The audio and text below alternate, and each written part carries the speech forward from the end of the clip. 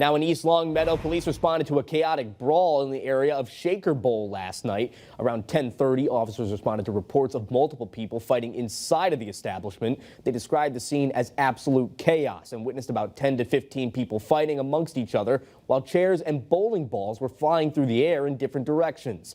3 females were arrested during the brawl: 21-year-old Kayla Padilla of Springfield, 19-year-old Zanaya Colley of Springfield, and 19-year-old Lonnie Otero of Springfield were all charged with assault and battery by a dangerous weapon and disorderly conduct. This investigation is still ongoing.